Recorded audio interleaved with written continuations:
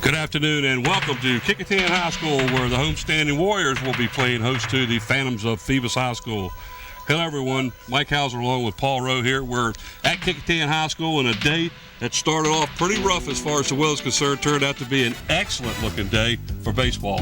Look at it. Sun's out there. We have hardly any wind at all. The temperature is perfect. This is a day to play. No question about it. The wind has definitely died down a bit. Last time I came here a couple of weeks ago, that flag out in center field was sitting straight out. It was ripping out in that direction. And no question. Starting lineups for today's game, we'll let Paul Rowe take care of announcing those. All right, first off, we've got the Phoebus Phantoms. They'll be up first as a visiting squad. They'll be leading off with their center fielder, number 1, Aaron Hawkins. He'll be followed by the first baseman, number 10, Carl Barnes. Batting third will be the pitcher, number 21, Kyle Shoemake. In the cleanup spot will be number 15, the left fielder, Joe Carnes. And batting after him comes the third baseman, number 19, Donald Grogan. He'll be followed by the shortstop, number 9, Preston Whaley. After him comes the designated hitter tonight. That's going to be Larry Atkins. Batting in the 8 hole will be Justin Landry. He'll be the second baseman, number 7. And bringing up the end of the lineup, Victor Mason, the right fielder, number 8. That's the Phoebus lineup, a young lineup, Mike, a very young lineup. They start one senior. I believe they only play one senior, as the coach was telling us earlier. That is it. The rest of the team are sophomores, and I think they've got 1 or 2 juniors in there. And that's about it.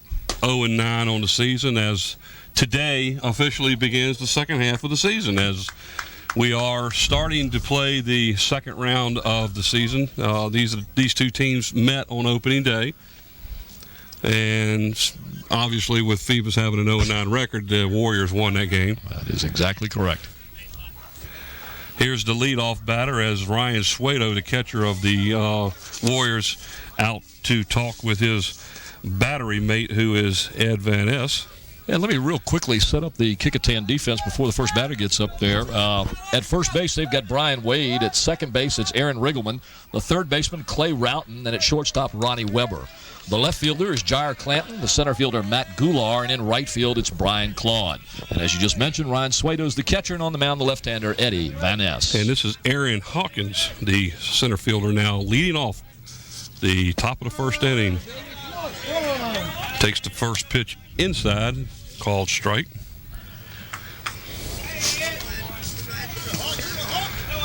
Calm wind has approached us now as the wind has stopped blowing hard. Nice curveball hits the outside corner. That flag laying straight down along its pole. We had a game here a couple of weeks ago that the wind was blowing so hard, the right fielder, unfortunately happened to be my son, and you're sitting here laughing. I was there watching the game. Did he catch heck trying to catch fly balls? I'm telling you.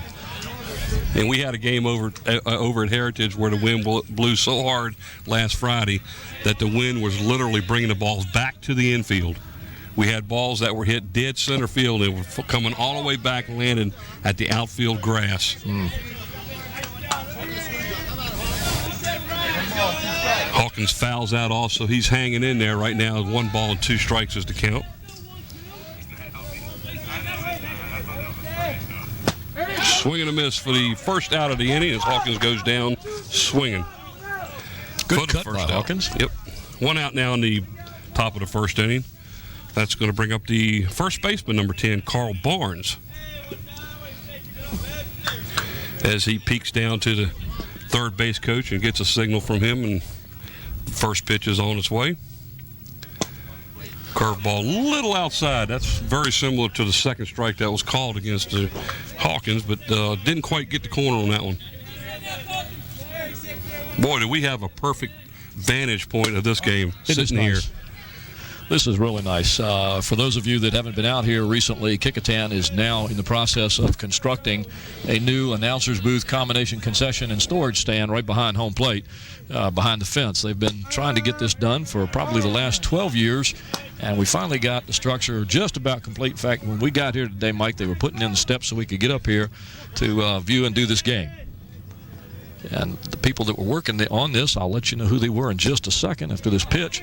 It's being coordinated through Kecoughtan High School, the City of Hampton, and New Horizons, a combination venture. And they're doing a great job. It's the carpentry program at New Horizons Regional Center. Comes a pitch. Out off 3-2 is to count now. This is all under the direction of Parks and Recreation's Jim Wilson. The students come here from New Horizons Regional Center along with their instructor, Ray Burton. And they're the ones that are building this. Those students are Mike Lamb, who's a 12th grader from Hampton High School. He's in a 2-year carpentry program, or has been in the program for 2 years.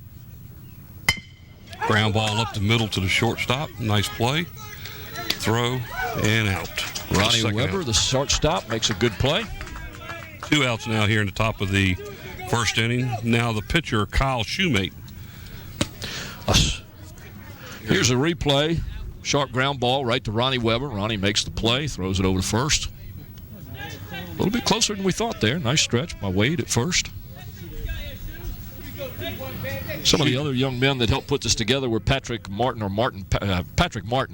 who's a 12th grader from Menchville, and Andrew Dowd, a 12th grader from Heritage High School. These are the students attending New Horizons Regional Center and working through the carpentry program here with Kecoughtan High School to build this new concession announcer's booth.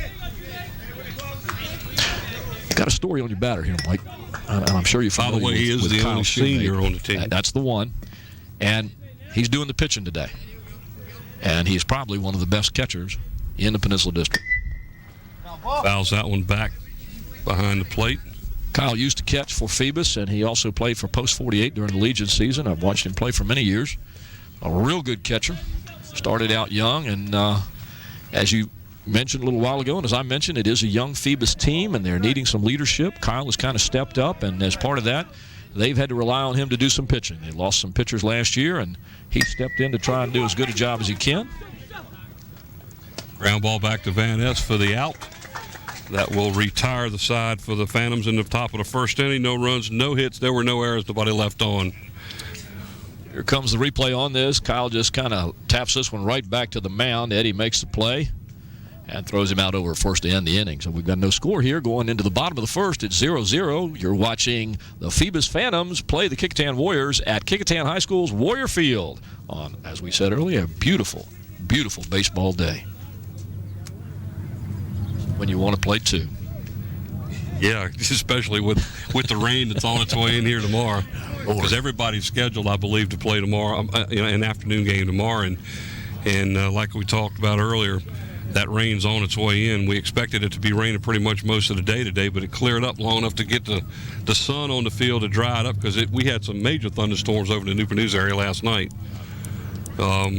We really didn't, I really did not think we were going to have a game today because of the field conditions, but the Kecoughtan coaching staff came in here and got this field in playable condition, and here we go. They sure did, and I'm like you. I live in the York County area, and we had rain all night long, steady rain, had some thunder showers, and I just thought that it was not going to be in a condition to play. It almost looks like they had a tarp on the field, really. Well, they have tarps that cover the pitcher's mound home plate, but the rest of it is kind of exposed. But John Green gets out here, and he works on it very, very hard. And he was working on the field when I got here. I got here about 3:10, 3:15, and he was out there on the tractor. And I've just been told by Scotty that he came out here and checked the field. There wasn't anything on it, so...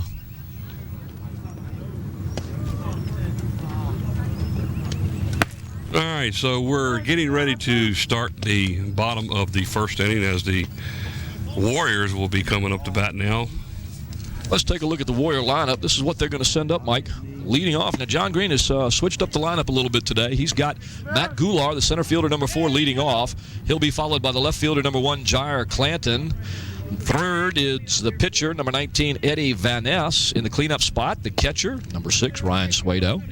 Out of the 5 hole will be the first baseman, double ones, Brian Wade. Batting 6th, the shortstop, Ronnie Weber, number 2.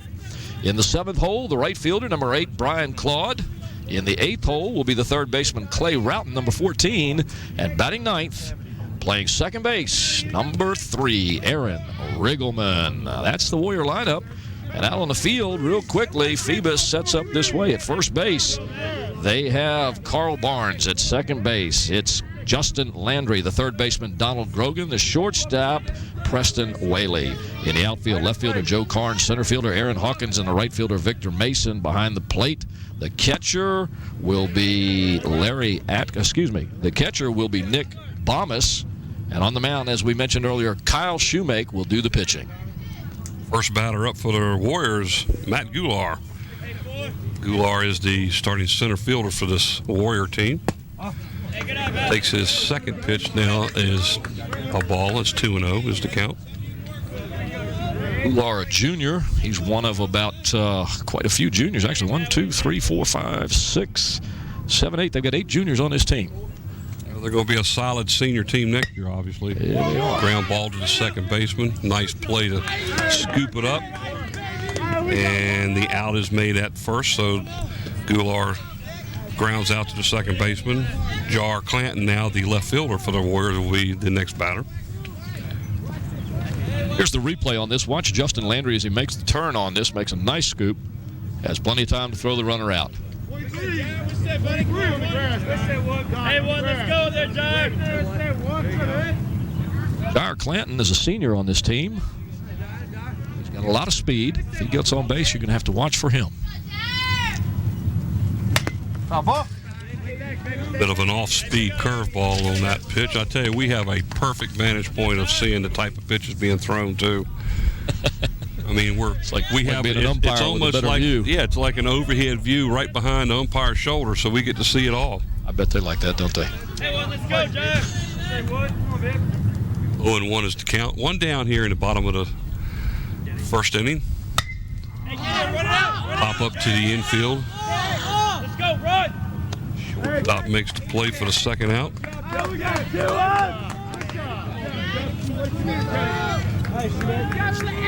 Infield, it's full of youngsters too, Mike. Talking to Coach Snyder before the game. Here's the replay on that. Jar pops it up.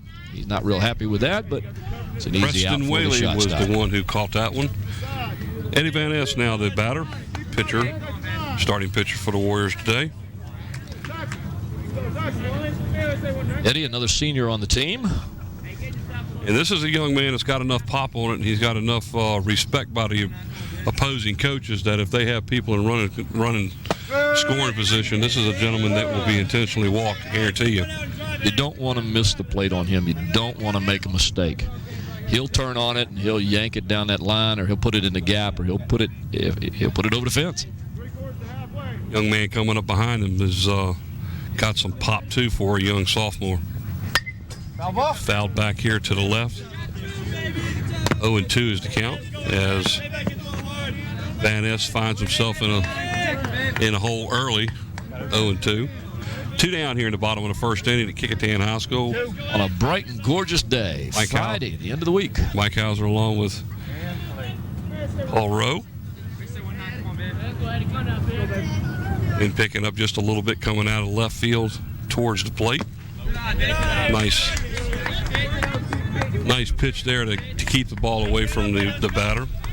It's like a waste pitch with an 0-2 count.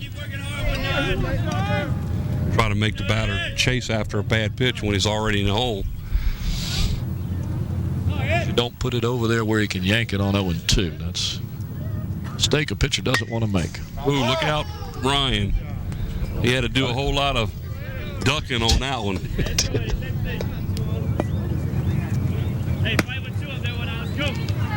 Hey, this is one of those times he might want to duck behind the fence.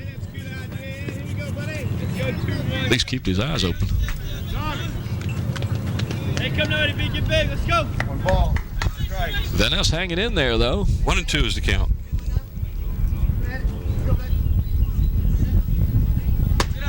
Pitch is high and outside. That'll leave in the count at 2-2. Yeah, you can hear that wind coming in now, Mike. Yeah, it's funny. And now it's blowing pretty good out of straight in from left field. And just not more than 3 minutes ago, the wind wasn't blowing at all. Nope. There's a ground ball up the middle and might get through. Let's see if the defense can get to Too it. slow. That ball just wasn't hit hard enough. No. It just kind of died on the wet grass out there, and there's no way you can make a play on that one. You just Van can't eat Ness it. reaches first with a base hit infield-wise. Now the batter's going to be the catcher, Ryan Suedo, sophomore. Ag kind of gently breeze there. You can see it kind of swirling around. A little earlier it was hanging straight down along the pole. Now it's kind of whipping back and forth. Not quite sure where it wants to go.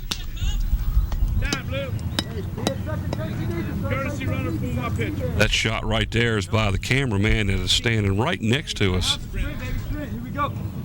Pinch runner in for Van Ness. The pinch runner's number 15, Hughes. And that Say Braxton was pushing for the roof in case it rained. Well, Nathaniel Braxton, the ain't it cameraman good, here it's a with good us. thing there's no clouds in the sky right now, huh, Braxton? Yep, even though we're in the booth, we don't have a roof. We've got some, Yeah, so if there's a foul ball hit, you better be looking up. Because we don't have a roof here that's going to help protect us. We don't. We've got walls around us, but that's it. It's like we got a courtesy runner. We were here what, about a week and a half ago, and the only Yes. thing that was sitting here was the concrete pad. That's it. They've done a lot of work to this facility in a week and a half. They really have. Coming over here in the afternoons and doing the work with the students, absolutely done a great job. And this is going to be a nice little facility once it's completed. Pitch it goes across the outside edge of the plate, called strike. 0-1 is the count. We mentioned a minute ago Nathaniel Braxton, one of our cameramen. We might as well mention Suzanne Higgs and Susan Bowers, the other two camera ladies who are working the shots for us today.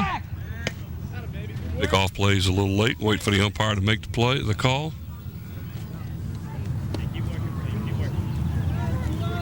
Hughes is back in safely.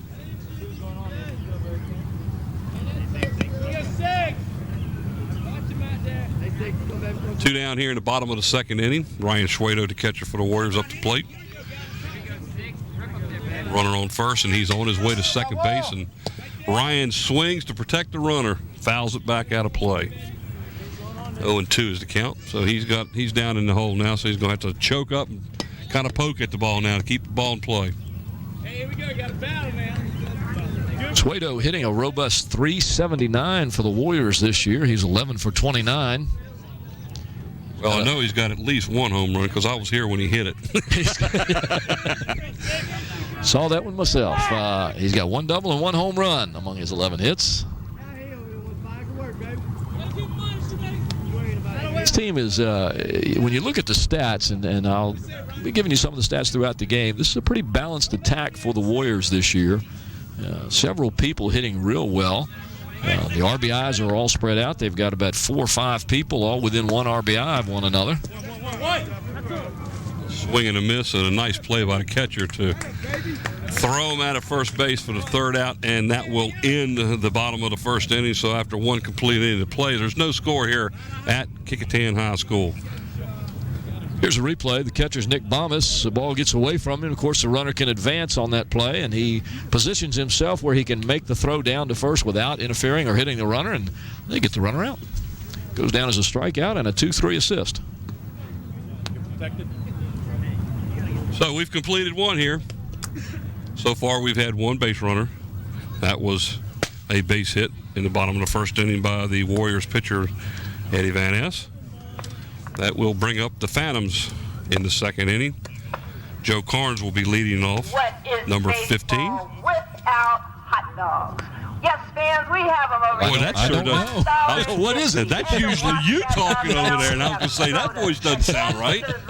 I don't know. Are they going to bring us some hot dogs? Well, we'll have to find out. Favorite of peanuts. So Don't say please nothing, come over to our concession stand. Yeah, I'll see if I can't get you a couple, Scott.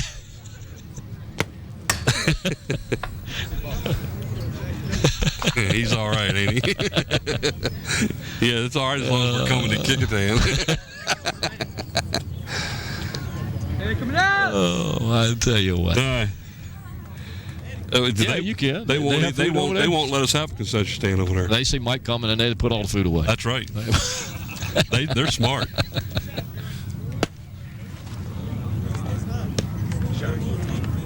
All right, leading off the top of the second inning for the Phantoms is their left fielder, number 15, Joe Carnes, followed by Donald Grogan and Preston Whaley. That's your 1, 2, and 3 batters of the inning. We're at the top of the second inning. No score here at Kecoughtan Field. Eddie Vaness, the left-hander, on the mound for the Warriors, wearing number 19, number I'm quite familiar with. Pitches high across the eyes, so that's a ball. 1-0 the count.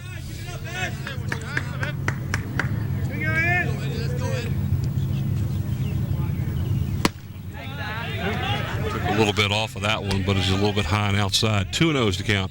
Tell you something's going to be real interesting. Next year, the Lady Warriors softball team are going to have their new softball field here on site. Is that a true statement at this point? Yes, it is. In fact, I was over there yesterday. Went out, not yesterday, I beg your pardon, it was Wednesday. Went out to see the JV girls soccer game, and the field is adjacent to that, and it's coming along, Mike. The long home field that they've had for years over at Francis Asbury Park behind the elementary school. Which I think is a good field, an excellent field. Of course, the Telecasters, fast pitch softball team, played there for years and years and years, and the Warriors Anchors. softball team have played there, and it's a fabulous field, a great location. Yeah, that fast pitch team out there changed its name just about every other year. The Bankers. I mean, it was. Well, they were Fox Hill when I was there. I was a Yep. young kid, and I was selling peanuts in the stand back when Jesse Kersey was at second base and Joey Lawrence was at shortstop. I hope we have that one right. Yeah, I got it right this time, Joey. If you're listening, I got it right, buddy. We do apologize for making that mistake last year, boy. We never heard the end of that one, I'm going to tell you. If you weren't with us last year, folks, I mentioned something about it, and I said the great shortstop for Fox Hill. And Joey Lawrence told me later he was beaming, ready to hear his name, and I said Jess Kersey, and I knew as soon as I said it, it was wrong. And I knew I was going to see Joey in 2 weeks, and I was going to get it. And I did. I got both barrels right. But I deserved it. I blew that one. This is the third baseman, Donald Grogan, after Carnes reached first base with an error. That was a close play down there, reached Mike. first base with the walk. Almost got the pick off. It looks like he was leaning in that direction to go. We might want to keep our eyes on him. A team like this, they're going to have to try and manufacture runs any way they can. That's all right, Mike. I jump. I jump. I get it. I get it. That would come right It's back all at right. us. 0-2 is the count. Too much of a lead over at first there. Oh, nice shot. Nice shot. Right through the hole past the second baseman. So Grogan reaches first base with the Phantoms' first hit of the game. With runners on first and second, Preston Whaley, the shortstop for the Phantoms, now will be batting. No outs here in the top of the second inning. But the young Phantoms mounting a little threat here against the Warriors. They get 2 runners on. This has got to make them feel good, get the runners and move them along. I'd look for a possible bunt here. See if they can advance the runners. No. Oh, nice tailor-made ground ball hit. Oh. Well, the base umpire called him out. That should have been a force play. And the Phoebus coach down there is agreeing. Yeah, he was there. He was there. Should have been a force play, and I thought I thought the ball got there in time, but that was going to go as a fielder's choice. It's going to load the bases now.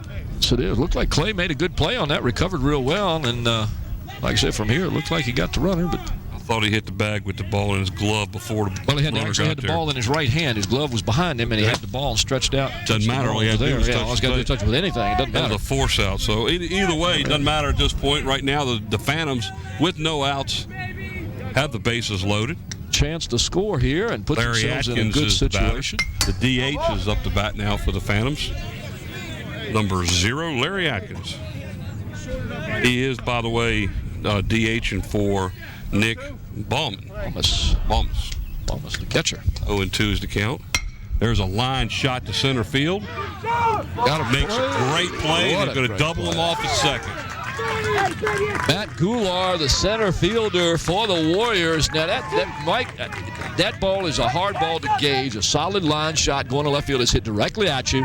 Usually, as an outfielder, you want to get an angle on the ball. Matt didn't have much of a choice. He came in on that one. If it dropped in, you knew at least one run was going to score. He made the play, caught it, and was quick enough to double the runner off second, who, for whatever reason, was down the line somewhere. Justin Landry, the second baseman now for the Phantoms, up to bat, where after that double play, the runners are now on the corners. Over at third base, Joe Carnes at first, Preston Whaley. Phoebus still has a chance to score here, though. Good opportunity. 2 down. Swing and a miss. That'll even the count at 1-1. Schneider trying to encourage his young team here. Another close play there at first base. Eddie Vanel's just kind of not getting on the rubber on the mound and just tossing real quick, lackadaisical-like, and the runner. That's about 3 times he's gone across there and was real close. And they're taking pretty good sized leads considering you got a left-hander at the plate. Or at the mound. Yeah. Considering he's almost gotten him 3 times. 2-1. That pitch was low in the dirt, and nice play by the catcher Suedo to scoop that one up and keep her from getting by him. Held the runner at first. That was low. That's 3-1. Good eye. Good eye. Now see, if this young man, that was a pitch. If Landry walks, that's a run they just took off the board by getting that double play at second base. It's early in the game, but that play is a real backbreaker. That ball was called strike. That'll make the count full, 3-2. You're looking at me like I'm looking at you. That ball was high and outside. That's all right. Here we go. Full count. 2 down. Runner at first should have been gone. He stood there and looked at a slow curveball to end the inning. That pitch came right across there and just cut that plate, said bye-bye. My goodness. The Phantoms had the bases loaded with no outs and did not score. A double play with a fly ball to center fielder by Larry Atkins, and then he got doubled up off Grogan at second. And then the look called third strike there by Landry to end the inning. So the Phantoms threatened big with bases loaded and 2 outs. Came away with nothing. Kecoughtan got the play in that inning with the catch by the center fielder Goulart. No runs. Baseball goes sometimes. No runs, 1 hit. No errors, and there was 1 left on. So now both teams have a base hit. So we're not going to have a no-hitter today. Nope. Last time we televised a Phoebus baseball game, we had a no-hitter. That was over at Phoebus. The pitcher was DeCrabbers Branch. Threw 2 batters shy of being a perfect game, as we had 2 errors in the game. But other than that, there were no walks. That was a great game to do. That was a great game to televise. As a matter of fact, I have a copy of that game on DVD. Hey, how about that? Nice. It may have been. I can hear Andy in the background laughing. Was it 3 years ago or 2 years ago? Either way, it wasn't last year, right? Yeah. It wasn't last year. Let's look at this replay. Just slow curveball. That's the one that was coming right back at me. Okay. Yeah, I ducked again. Yeah. And that's the one where Mike was diving out of the chair. Brian Wade, the first baseman, leads off the bottom of the second inning for the Warriors. He'll be followed by Ronnie Weber and Brian Claude. Ground ball right up the first base line. Great play for the first out. Goes down as 3 unassisted for the first out. So he grounds out to Carl Barnes. Carl Barnes, the first baseman. Trying to find my sheet here and lost it. Ronnie Weber, the shortstop for the Phantoms. I was just informed that Carl Barnes is the brother of Rachel Barnes, who used to work for WHCS. Yeah, she was I believe she was a wasn't she a senior for the over at Phoebus last year? Yes, she was. sophomore at James Madison University, I believe Scotty said. Well, that means it was 2 years ago. 2 years ago. But she did work with us last year, I believe. Batters Ronnie Weber, the shortstop. One out here in the bottom of the second inning, no score. Ronnie Weber, the namesake of Ronnie Weber, his grandfather, who played for that Fox Hill team we were talking about earlier, along with Jess Kersey, Joey Lawrence, and Bud Porter, and a few others. You're talking 35 years ago. Oh, probably maybe longer even more than that. Longer than that. Longer than that. I remember going over there as a kid and watching them play. I spent all my weekends over there. I did jump on that one. Well, that was up high. Okay. That was up there. 2-1. Yeah, my dad used to get in the car and take us all over there and sit there and watch them play. That was a lot of fun to go out there and watch them play. A lot of people go to those games. The stands were packed every game they had. Cheapest and best entertainment you had going around. That was back in the days when the Daily Press would report on all the sports things around here. Softball, baseball, little league, school teams. And they teams. had reporters at all the games. Yes, they did. Several sometimes. With photographers. 2-2 is the count. One down here in the bottom of the second inning. We still don't have a score. 0-0. Ronnie Weber at the plate. There's a ground ball to the first baseman. He's going to take this one also unassisted. Once again, Carl Barnes makes the play. That's 2 in a row for him. Brian Claude now the batter for the Warriors. Right fielder, number 8. He had a couple of hits about a week ago when they played the Heritage Hurricanes right here at this field. Brian Claude, a nice surprise for the Warriors this year, hitting a solid 278. He's got a 476 on-base percentage, though. He's doing real well. Got about 5 hits.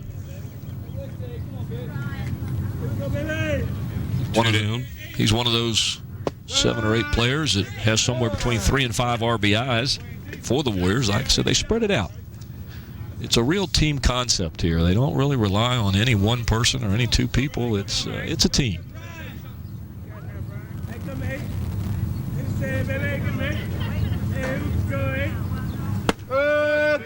Nice pitch. Just across the outside corner. 0-2 is the count. 2 down.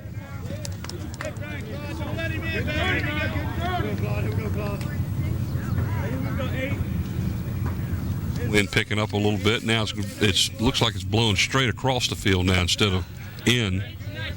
That one's in the dirt. Ball 1. 1 ball and 2 strikes. Flag picking up just a wee bit left to right. Just as I say that, it dies. Now, Shoemaker is really deliberate on his windup and throw home to the plate. He's taking his time. I don't know how many times he's thrown this year, but he's doing well so far. I believe he's one of their main pitchers. Ground ball to the shortstop. And the throwing out to end the inning for the Kecoughtan Warriors. 1, 2, and 3. No runs, no hits, no errors. And we have completed 2 here over at Kecoughtan. The Warriors 0 and the Phantoms 0.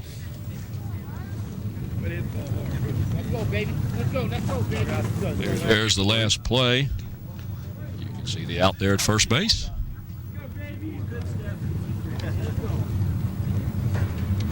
No score on a beautiful day at Kecoughtan High School. The Warriors playing Phoebus. Kyle Shoemake pitching for Phoebus. Eddie Van Ness, the left-hander, pitching for the Warriors. Both teams currently have 1 hit on the game. Closing down 2. Leadoff batter in the top of the third inning for the Phantoms is Victor Mason. He is their right fielder. He will be followed by the top of the lineup, Aaron Hawkins and Carl Barnes. Center fielder and first baseman. Let's go, 8. Let's go, 8. Do something, baby. Here we go. What a beautiful looking day compared to what we thought it was going to be. And what it's going to be like tomorrow. Yeah. Unfortunately, we've had probably a half a dozen games during the season that has been changed their schedule because of wet weather, and I believe, bar some kind of miracle, I think we're going to have another one tomorrow because it's definitely coming. But I'm pretty confident we're going to be able to get this game in here because there's not a cloud in the sky. Oh, yeah, now. no, we're fine tonight. We're fine tonight. Pitch was a little bit outside. That one's a little low. That's 2-0 is the count. Number 9 hitter in the count, Victor Mason, the right fielder for the Phantoms. Eddie Vaness on the mound for the Warriors. Eddie came up as an 8th grader, started out as a pitcher, and then kind of shifted to first base. The Warriors had several pitchers when he came along as a 9th and 10th grader. He also played some outfield and right field. And then as pitchers graduated, the responsibility of throwing the ball went to Eddie, and he's done real well the last couple of years. 3-0 is the count.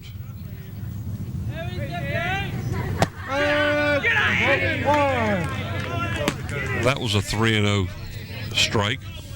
I could have swore he caught it off the dirt. What are you making that face for? Hey, be honest, man. 3-1 is the count. Well, I'm up here and the umpire's down there, and he sees it a whole lot better than I do. That one was a lot better. It was right down the middle of the plate. A whole lot better than I do. That was a full count. 3-2 now. On the batter, Mason, right fielder for the Phantoms. That's one job I'll never want, Mike. I'll never want to get down behind that catcher and have to call those balls and strikes. It's a lot easier to do it up here. They get paid the big bucks, and here's a ground ball to first base. Brian Wade makes a play over there for the out. Oh, it looked like it was being the rope foul, but he picked it up and made the play. Now, that's so far the third play that you've had the first baseman make an unassisted out so far in this game, and we're only in the top of the third. 3 out of the last 4, too, wasn't it? Leadoff batter for the Phantoms, number 1, the center fielder, Aaron Hawkins. Lazy curveball that hung outside and stayed there. Just a little bit. And then Mr. Schwado proceeded to throw the ball to center field. Well, catchers do that sometimes. Oh, yeah. Most people don't think that they do this on purpose, but they do. They want to make sure that the rest of the infielders and outfielders are paying attention. So well, you got a lot of this is probably the youngest. You believe that too, right? Yeah, right. This is probably the youngest Peninsula district as far as that's foul ball down the third base line. As far as the overall scheme of all of the teams in the Peninsula district, exactly this is probably the youngest that I've ever seen. I know that the coach and staff over at Phoebus and I were chatting. Dick Van Dyke, he and I went to school together over at Hampton some years ago. I'm not going to say how many. And we were discussing how young the league as a whole was, and how even all the teams are. The Peninsula District right now is you could flip a coin because. Well, what is it? The first 5 teams are separated by 1 game. That's right, and then after that they're only separated by 2 games. Yeah. I mean. That one's in there for a curveball strike. There's going to be a dogfight for those last positions for the tournament this year, I can tell you that. There's only going to be 6 teams playing, so there's 4 teams that'll be sitting home after the final game of the regular season, and we're at the halfway point. This starts the second half, as we discussed earlier, of the season. I don't think any of those teams are going to let down at this point. Not when you're that close and you've got that good a chance. Well, everybody's so young. I speak for Heritage only because my son plays there, and they have 2 seniors that play, and everybody else is freshman and sophomore. There's a swing and strikeout by Hawkins for the second out of the inning.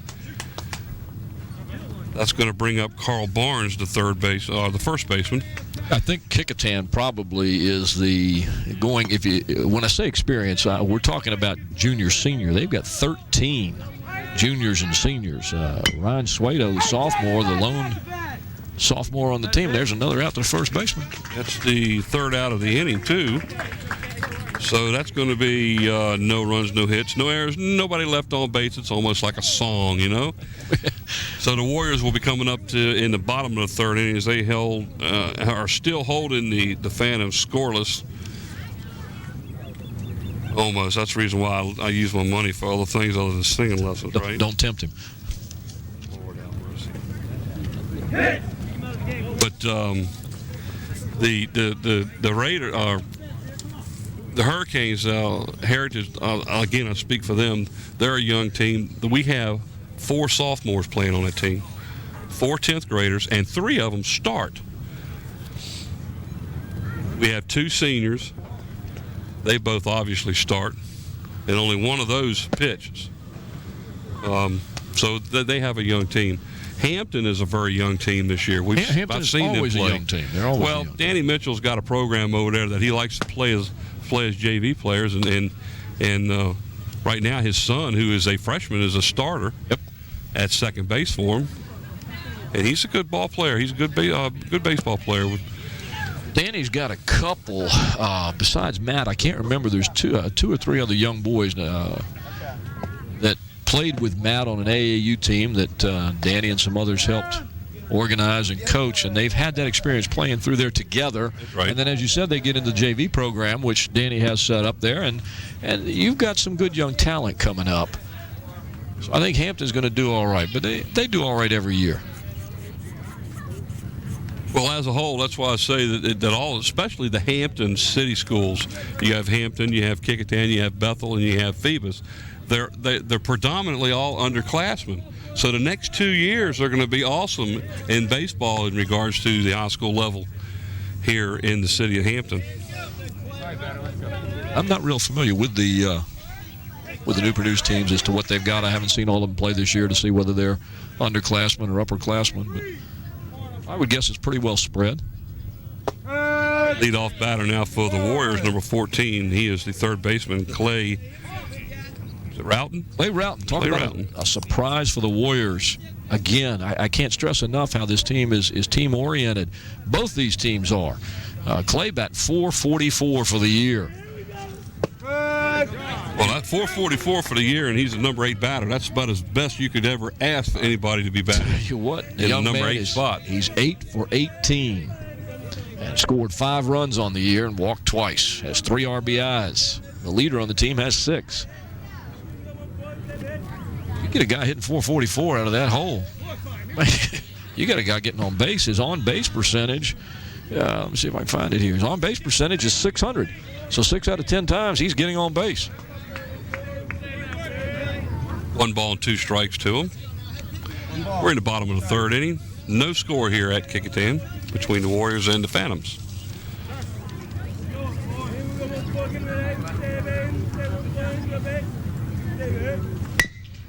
There's a hit right back up to the box.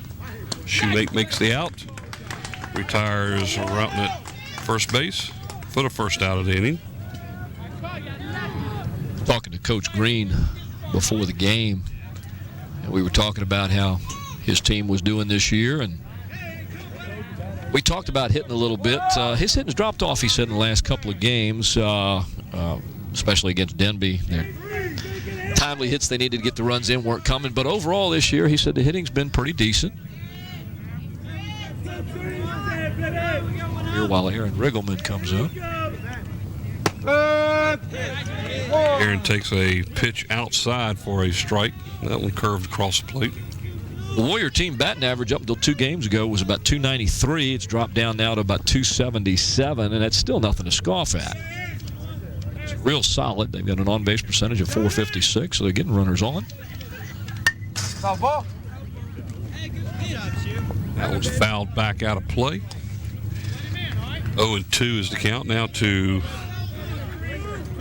Aaron Riggleman. Aaron Riggleman, the Wriggle second Man. baseman. The Wriggle Man is what they call him? Riggleman. No, that's what I call him. Okay.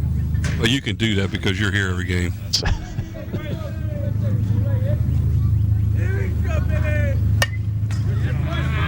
Yeah, I came here a couple of weeks ago with the Heritage team because I keep their book during normal games, and unfortunately, this is one of them that I'm not doing. They're over at Bethel playing today.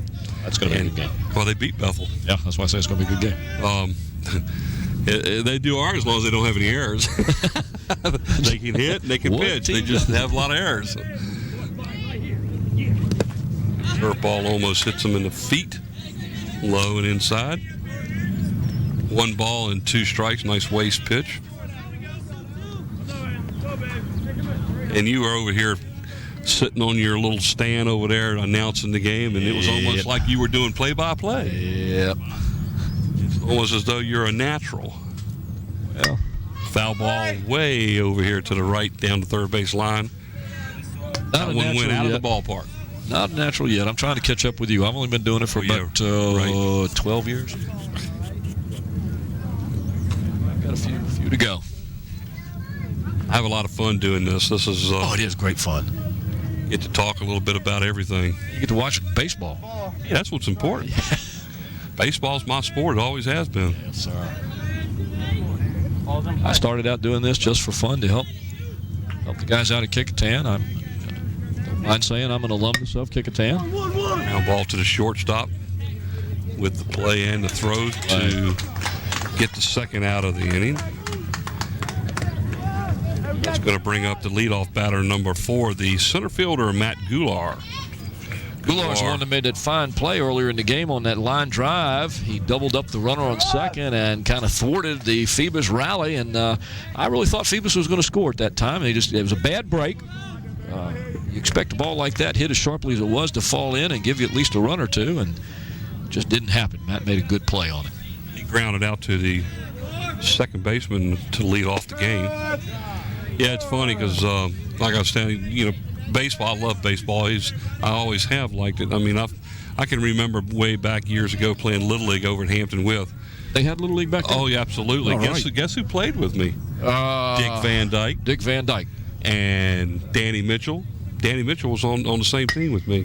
There's a fly ball to the gap in right center field. Out of the park, that's a home run. That is past the gap by 20 feet. As Matt Goulart breaks a scoreless tie with a 2-out home run. Goulart just went with that pitch, and he drove it to the right center field area, and both Mike and I thought that was going to be a gapper and drop in there. If you look at the flag, the wind's kind of whipped around that area, just a slight bit of a breeze, and I think that ball just kept going and didn't want to die. Well, I knew it was hit well, but I didn't think it was hit well enough to go out of the park. And well, it didn't sound like it. No, and when it went. Here's the swing. You can see the ball just goes up. You can tell by the outfielders. Well, you kind of tell by them. Hello, where did it go? There's the ball. Look at the ball sitting there. That's a pretty ball, isn't it? Any home run ball is a pretty ball for anybody. Sticks out like a sore thumb when it's white sitting in the green grass, right? So Goulart smacks a home run to break the scoreless tie here in the bottom of the third inning. 2 down. That's his first home run of the season, his 9th hit, unless he got one earlier in this game. Jar Clanton now the third baseman, the left fielder is batting with 2 down. Bunt, perfect bunt. Jar going to use the speed. He got it. Jar Clanton, who is one of the faster players on this Warrior team, and they need him to get on base, and he did what he needed to do to get on base, and he caught him looking. Now we're going to get to see how close this was. Nice bunt. Boom. And he did beat it. Excellent call. Nice camera work. Young catcher Nick Bomas got out as quick as you can. Again, folks, you have to remember it's rain. The field is damp. It's going to slow down things a little bit. Jar put that ball out there just far enough to where he knew it would roll and die. And the catcher got out there quickly but just couldn't catch up with Jar. And now the batter brings up the pitcher, Eddie Van Ness. And I could have swore that Jar was getting ready to take off because he's got a tremendous lead over there. Tell you what, I wouldn't put it past him. Jar will take off in a heartbeat. Yeah, they're giving him signs down there, and I got a feeling this might be the pitch. This muddy field is not going to slow him down. Smart move here would be to try to hold him on, and that's exactly what they did. There it is. Coach Snyder is not falling asleep over there on the bench, which is kind of surprising. Did you see him before the game today? I talked to Coach Snyder, sent him an email, and didn't get a response for him, and I found out why. When I talked to him, the left side of his face is puffed out about 6 inches. He had a dental appointment today for some major work, and he's hurting today. So he's having a tough time coaching. It's going to be hard to holler out anything. There's a ground ball right down the third base line. That's going to be at least for 2. Let's see if Jar can come around and score. Here comes and he's on his way. We're going to have a play at the plate. Be late. Bank goes all the way around on a double by Van Ness to score from first base for the second run of the inning as Van Ness reaches second base with a double. Here's the replay on this. Once again, Mike, they're going with the pitch. Watch the runner. Camera's going to stay right on him all the way. Look at him motor. And you're going to see him cross the plate when the ball gets there. Jar Boom, he's jumping to catch the ball. Stopped. when he hit second base and went to third, he wasn't even looking. He knew he was going to score on that. Gyres got the confidence and ability to know that he can get around the bases. Great camera work. Going into pinch run now for Van Ness's number 15. That's Graham Hughes. Now the batter is number 6, Ryan Suedo, the catcher. Struck out in the first inning to end the first inning. Mike, that's 2 sharp, hard hits now going the opposite way off of Shoemake.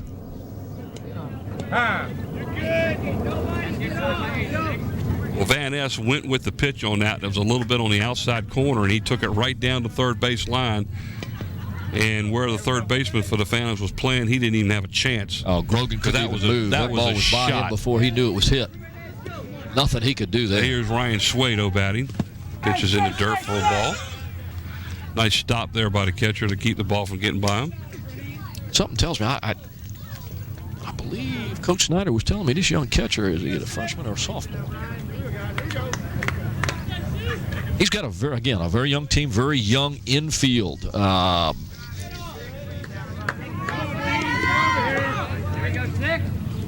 Remember, I think he was telling me the corner spots. Ground ball to the third baseman, and they got him caught at third. That will end the inning. A little bit of inexperience there on the base pass. Ground ball to the left side. The runner doesn't want to commit. Here's the replay. Right to the third baseman, and the runner's running right to him, and you're just offering yourself up for sacrifice there. Here I am, tag me out. And, of course, that's what the third baseman, Grogan, did. Well, a smart play by the runner there would have been stop halfway and make him make the throw. Exactly. And a little bit of inexperience there showed just a bit. Hughes, the runner for Van Ness, got caught in a situation where the third baseman, all he had to do was stand there and wait for him to come to him. But after that was a good inning for the Warriors. They scored 2 runs. There was a home run on, I believe they had 2 hits. It was a double and a single. So 2 runs. They had 3 hits. There was no errors, and there was 1 left on. So after 3 complete innings, the Kecoughtan Warriors are out in front of the Phoebus Phantoms by a score of 2-0. As we head into the 4th inning of play here at Kecoughtan High School, the leadoff batter, the pitcher, Kyle Shoemake. I found that information I was looking for earlier. Wave. Who is that out there? You got to tell her. Is that Susan Higgs? There you go. Suzanne Higgs. Out there on top of the truck in right center field. Don't fall, sweetheart. Doing a good job. They put a cage up around her in case she does fall. Braxton doesn't get one of those back here. He's got the wall. He doesn't have to worry. He's got a bunch of wood wall back here. If he falls back, well, I don't know. He is skinny enough to slide through there.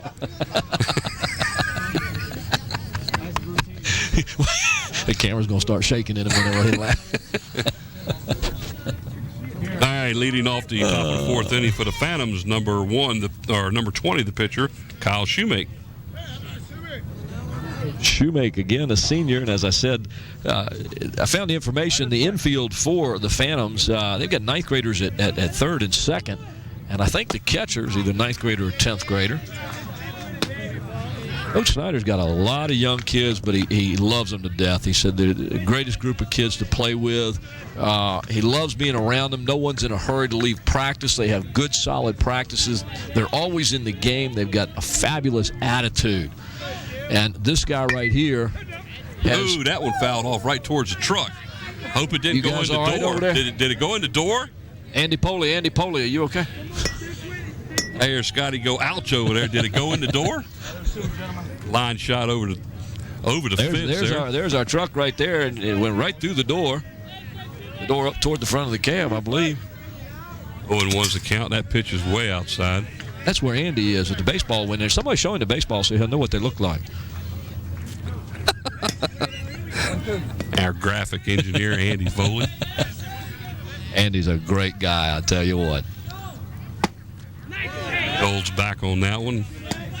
Anyways, I said Shoemake has, as a senior, has taken on the leadership role of this Phoebus Phantom team. And Kyle, I've met Kyle. He's played Legion ball, and he played with my son back in the day. And He's a nice young man and a great person to have as one of the leaders on this team.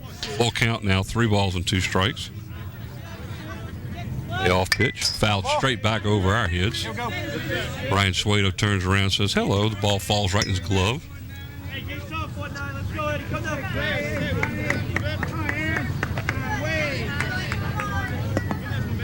Phoebus needs to get some base runners on. One of the strengths of this team is the good speed that they have. It helps them on defense, and it helps them on the base pass. Shoemake goes down swinging on a changeup for the first out of the inning.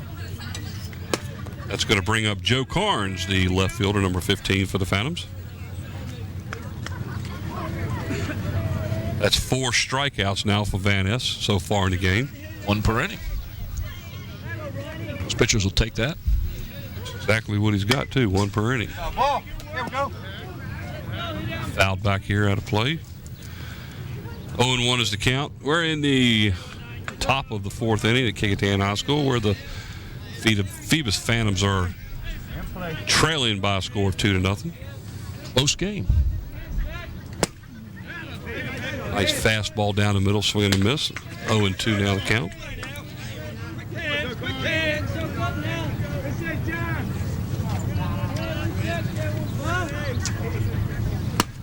Nice waist pitch as Ryan Suedo had to go diving for that one outside. Limber young man. He can. Very good athlete. Yes, he started off playing on the JV basketball team this year, and about a quarter of the way through there, he's playing varsity. So he's a young athlete that does well. And another nice young man.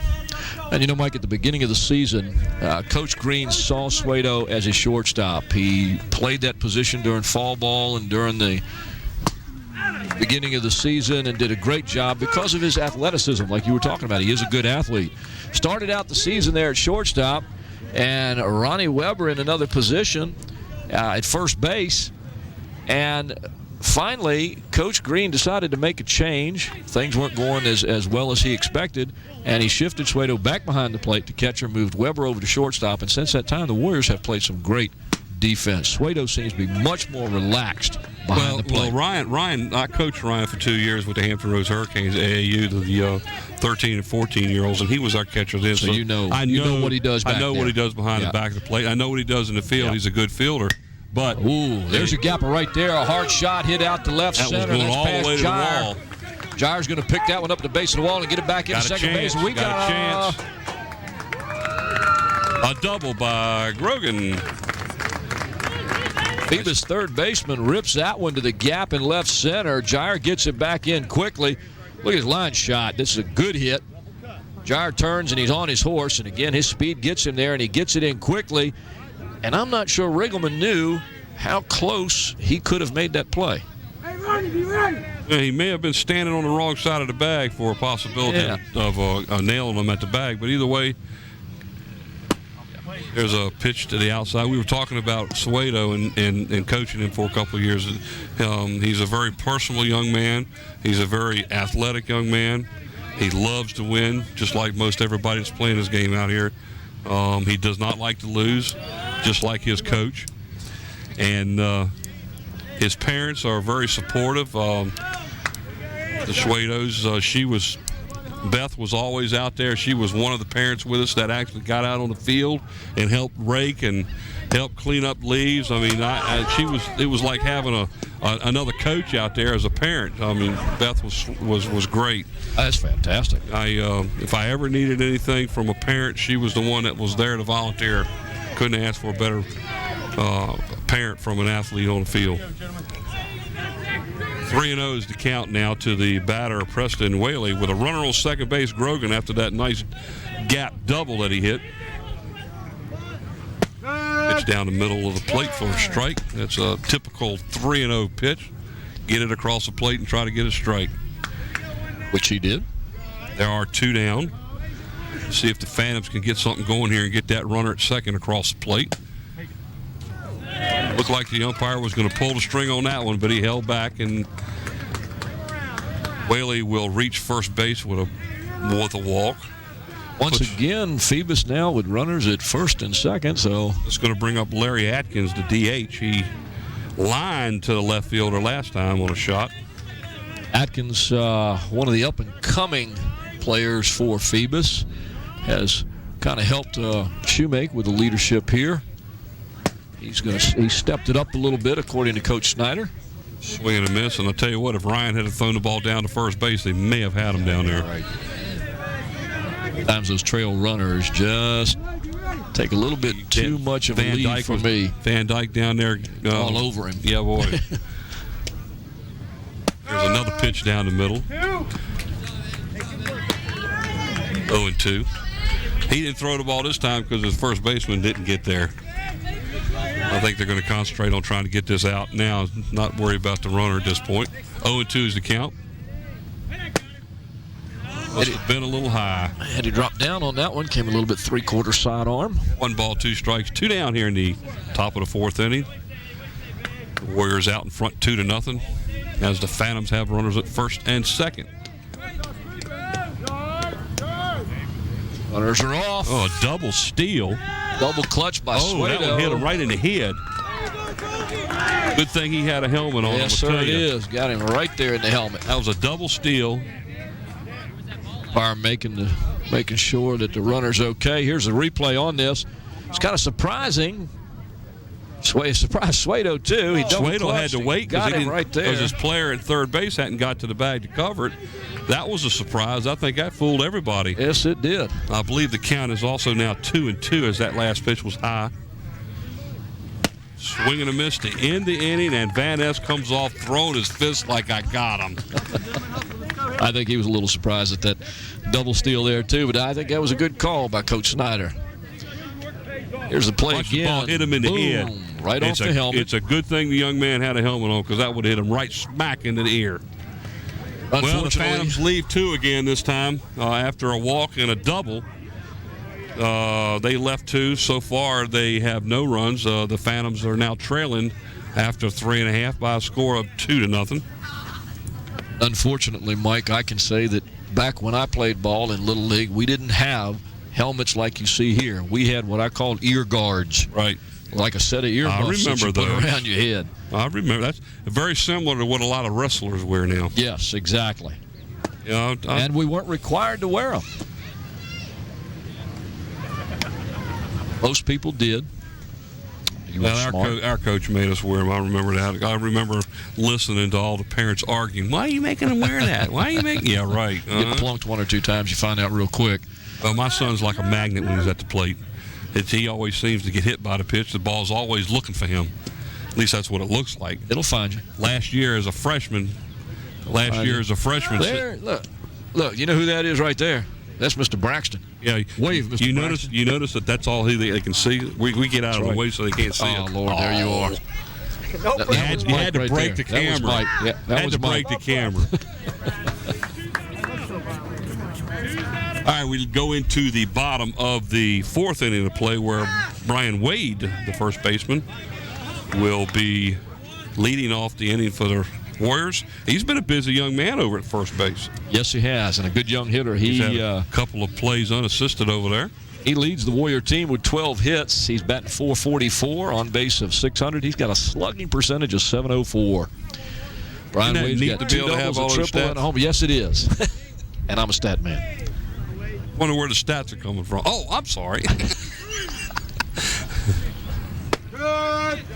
They're coming off this paper right here. I just look down here and read them. Well, that's nice to have when you're a broadcaster and the schools supply you with stuff like that so you can put that kind of information out so everybody can see what the young men are doing out on the field, especially when it's good, you know. Kind of hold back on things when they're not doing too well, but we still try to encourage. The pitch is a little low. I'd give you the Phoebus stats, but again, like I said, Coach Snyder had some surgery done on his mouth today, so he wasn't around to get this for me. He didn't get my email. 1-1 is the count. And he apologized to me profusely for that. And I said, well, don't worry about it. It's all right. Coach Snyder, he's a real nice guy. I really like him. And he's real pleased with his team. And of course, he's got your friend Van Dyke, who's been around for a long time. And he's still getting a little bit of mentorship from the coach that used to be there before. And his name is skipping my head right here, and I've known him for 1,000 years. But Coach Snyder gets a lot of help from Van Dyke, as well as I can remember way back when Coach D. Back in the middle 90s, when my oldest son played over at Warwick. Dick was over there as helper of the JV team before he moved over to Phoebus. And wasn't he assistant over there at one time?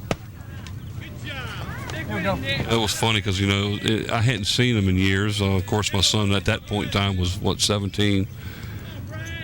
And I go out there, and I'm sitting there looking, and I say, man, you sure do look familiar. I looked again and says, Dickie? See, he was always known as Dickie. Dick Van Dyke, great guy. There's a shot to the left center field. That was going to be for extra bases. Oh, and the center fielder for the Phantoms cut that one off very nicely. Kept that one from going all the way to the wall. Aaron Hawkins. Brian Wade reaches, leads off the bottom of the fourth inning with a rip to left center field, close to the fence for a double. Here comes the replay. Now they've got some good speed in the outfield here, and Hawkins is one of those guys. And as you said, Mike, he got to that ball quickly, cut it off, and made a quick release to get that ball back in. And up double. That's going to bring up Ronnie Weber, the shortstop for the Warriors, number 2. He grounded out to the first baseman back in the second inning. Weber got 7 hits so far this year.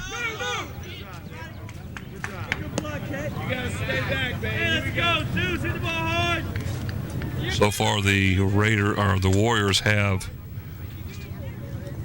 5 hits in the game. Collected 3 of those hits last inning when they scored 2 runs. There's a foul ball out of play over here behind the first base dugout. That'll go out in the parking lot and shuttle up some cars. That's where my car's parked. We get to park out in the backside. There's a bus out there, way too. out there, yeah.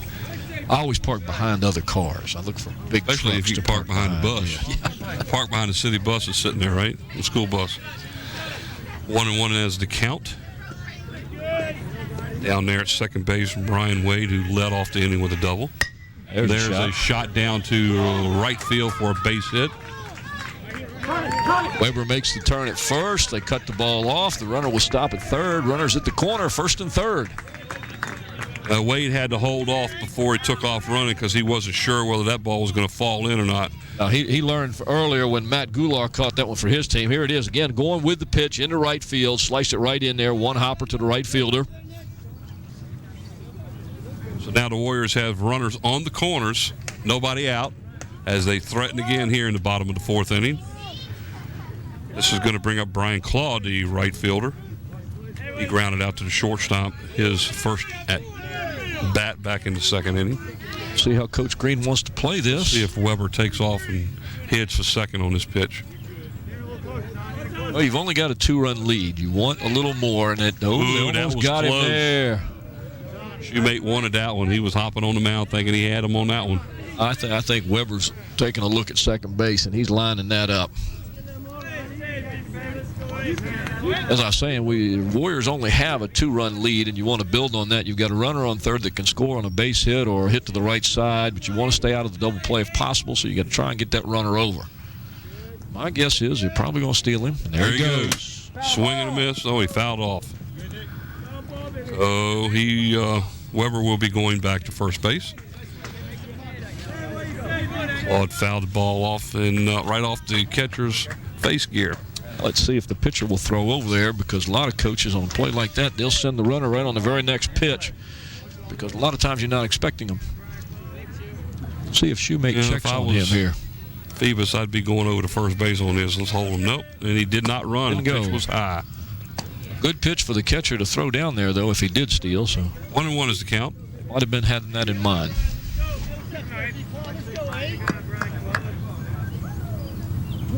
Nobody out here in the bottom of the fourth inning of play, where the Warriors have runners on the corners. Threatening again. Lead. Oh, they got him caught. They got him caught off. Now his job is to stay in a rundown, and here comes the run to score across the plate. So he has done exactly what he needed to do. And Ronnie Weber is still in the rundown. Right now he should have been called out because he ran out of the baseline. But I'm going to tell you, this umpire will not make that call. Ronnie is Weber back is safe at first base. The ball got past the first baseman. So Wade comes in to score, and Weber stays at first base safely. Here's the replay. If you can follow this, we kind of figured the runner might go, and Phoebus was alert. Now, They had watch him when he comes back towards first base. He runs out of the baseline towards the right field. Watch him. See him take off? He's automatically out at that point because he ran out of the baseline. Evidently, they're saying he didn't go far enough. Well, this happened in the game a couple of weeks ago when we played Hampton. They had a player that avoided a tag and went out of the baseline, and the same umpire wouldn't call it. But that's okay. It was a good play by Weber. When you saw him go down towards second base, you saw him immediately slow up, and he was peeking out of his eye toward third base to watch the runner there. And that's what the runner has to do. He has to slow down and get the attention to be on him so the runner can score, and that's exactly what he did. The Warriors picked up another run. Well, defense. Here's the slow play. Watch him reach around. The ball gets by. Well, he didn't have the ball. The ball went by him. That's right, because the guy behind it out of in foul territory is the one that actually caught the balls. See the first baseman is standing there looking for the ball. So here he goes the guy. He comes up. At that point, the runner Weber was not quite sure who had the ball. That was one of those situations where you stay on the base and hope that nice play by the first baseman coming in to make the play. That's the first out of the inning as Claude fouls out to the first baseman. Carl Barnes, the first baseman, coming over to make that play. Clay Roughton now will be the batter, third baseman, number 14. One down here in the bottom of the fourth inning as the Warriors have one run that has been plated so far.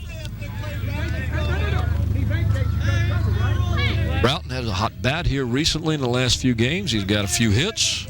You know, defensively, I think the hardest play to work on and really get good at is that rundown play. They've got him again. That's the same play. He's waiting too long.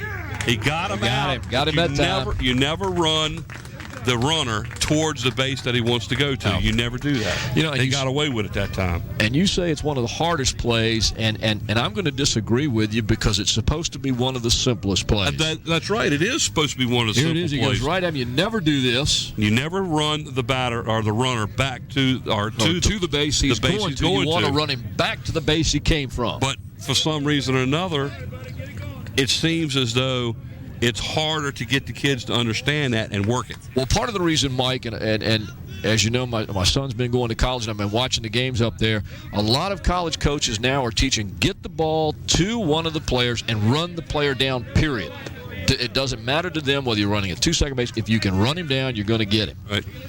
And the thing of it is most of the time when they don't get him, it's because of a throwing error. Right. Well, the difference, though, in the college ball and, of course, Major League ball is when they throw to these guys, like when the pitcher throws to first to get him, that first baseman's going to take off and sprint after the runner.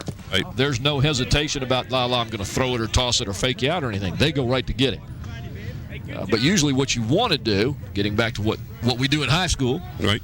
You get the ball thrown over to first immediately. If you can't get the runner out, you want it in the hands of the second baseman or shortstop so that he can force the runner back this way where you can tag him out or get him back where he started. Absolutely. But ideally, you want him out, so you run him. So that's a lot of people are doing that. Ground ball to the second baseman, makes the play over to first base for the third out of the inning. That will end it here in the bottom of the fourth inning for the Warriors. They're going to come up with one run, though. They had 2 hits.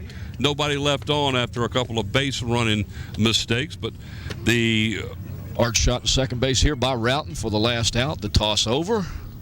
Warriors do pick up another run and now lead at the end of 4 complete by a score of 3-0. They scored 1 run on 2 hits, no errors, and there was nobody left on base. Nobody out there. So we're done with 4 here. We have the 5th, 6th, and 7th coming up. And to lead off the top of the 5th inning for the Phantoms, it's going to be Justin Landry, the second baseman, followed by Victor Mason, and then the leadoff batter, Aaron Hawkins. We've seen some good pitching today from both these pitchers. Eddie's been doing real well out there for the Kecoughtan Warriors. Pitching has been kind of a strength for the Warriors this year. Eddie Van Ness has been doing real well. Brian Wade, their other pitcher, Very strong pitching for the Warriors, and you need that to stay in the game. And as you can see right now, Van Ness with a shutout, his team leading 3-0.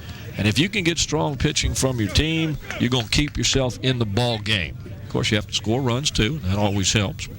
Well, you and I will be picking player of the games of both teams, and Tidewater Team Sports has graciously donated shirts for us to give to them. Tidewater Team Sports. Hey, come on, fellas. Thank them very much. Know what you're doing out there. Go. So, leading off the top of the fifth inning for the Phantoms, this is going to be number 7. He is the second baseman, Justin Landry, who, by the way, made that last out. Yep, second baseman. I always loved second baseman. I always thought that was the hardest place to play, and they make it look so easy. We're going to miss as that ball was right down the middle of the plate. Nice pitch. Van Ness is pitching a good game today. Yes, he is. So far, he has only given up 2 hits. I'll tell you, for a catcher, Shoemaker's pitching a whale of a game. I'm impressed. The first time I've seen Shoemaker pitch, and I'm really impressed by the young man because, like I said, I've seen him play for 4 years now, 5 years. And the young man was a catcher and a good one. And to see him go out there and pitch, that's something. That's a tough thing to do. Ball strike 2. He looks at that. 1 ball, 2 strikes is the count. Sometimes you get asked to do things that you wouldn't normally do, but you do it for That the team. one might be trouble. Nice Getting the center shot. fielder out. Oh, nope, you can't get it. That's going to be a base hit as he's going to try to leg it out. Yeah, And he he stopped. changed his mind right there. A little hesitation around first Look at base Van there. Dyke. Look at Van Dyke. Way to hit the ball, but you should have been at second. So Landry gets a base hit. Here's a replay. He smacks that one right into left center field. Goulart and Jair Clanton over there quickly, but it goes between them. Watch him hit the brakes. Yeah, I think I'm coming back. And then Van Dyke walks up to us and says, way to go, buddy, way to go. You couldn't see that on there, but he just hesitated a little bit as he went to first base. Call was a ball. Let's find out if they're going to ask if he went. We're going to appeal that. He He's going did. to say yes. He did, but that's hard. I'll tell you what, that is a hard call for an umpire out in the field when he's not down to first base or the third base line to make a call like that. But he did, and then that was a correct call. Yeah, he went for that one. No question there from this way. Again, he squares around. He's Nope, he's back. Close. That was close. I tell you what, we've seen some close plays at first base today. Really have. So Landry leads off Watch the this first quick inning. throw. Had it been on the inside of the base, they might have got him. Been a lot closer. 1-1 now is the count. I like what Coach Snyder's Victor doing Mason. here. He's trying to get the runner into scoring position with a young team. It's important that they do the fundamentals and put their team in a position to score runs. And that's what he's doing here. He's down 3-0. A lot of people say you're down 3-0, you're not going to bunt. You need to hit to get your runners on. But right here, you're looking at the attitude and the confidence of the team. You want to move the runners around. You want some success. You want some success. And if you can get that run, then these kids are going to feel much better about themselves. So I like what he's doing here. Pitch right down the middle, taken for a call strike. That's 2 balls and 2 strikes is the count. Victor Mason, he grounded out to the first baseman back in the third inning. Swing and a miss for a strikeout. A first out of the inning for the Phantoms as Mason goes down swinging. That's going to bring up the top of the lineup. Number 1, the center fielder, Aaron Hawkins. Aaron has struggled a little bit today so far, 2 strikeouts. There sits Justin Landry down at first base as he led off the inning with a single. Justin Landry. I wonder if he's related to Tom. I've seen a lot of close plays over there today. Man. Well, that's one area that I've always thought that an umpire can't really call from that position he's out on the field. You really need a third umpire over in that area to call the pickoff play there. There's not a real great angle, and it's very rare that umpires will call that out there unless it's obvious. Right. I tell you, you want to take a look at Eddie Van Ness as he pitches in here, and look at the kick that he's getting with that leg. He goes way up with that leg and drives through and uses his body weight to be able to get a forced pitch in there. It's a nice move by a left-hander to be able to get that lead leg kick as high as he does. Makes it close. because it makes that runner over at first base not know where he's going. It really does. There's a curveball hit down the line. Fair. Nice shot. So that's going to be another single as the left fielder gets to the ball quick, gets it in. So Hawkins has his first base hit of the game as going over to second, Landry. So that puts runners at first and second with one out. Here's the replay on that. Now watch this. This ball goes right between the glove and the bag. I mean, there wasn't 3 inches there for that ball. This is going to bring up right Carl Barnes, the third first baseman. There's a shot, and Riggleman was almost out of position. Oh, man, he throws the ball to left field. Here comes a throw home. We're going to have a play at the plate, and he's going to be out. And a throw to third. Jair Clanton, the left fielder, hustled over and got that errant throw from Riggleman. Snyder sent the runner. You can't blame him. He's looking for that run. Jair made a good play, a strong throw, and Suedo was there to make the play. Well, I think what happened was the runner coming in, he stopped. Riggleman was almost out of position as they were faking with the runner. See, look at him. See where he stopped? He goes back. And then he takes off running. Yeah. By the time he took off running, the left fielder had it. Look at Snyder. Snyder yelling at him. By the time he turned around and took off running, the left fielder had the ball in his hands. So we got 2 outs now.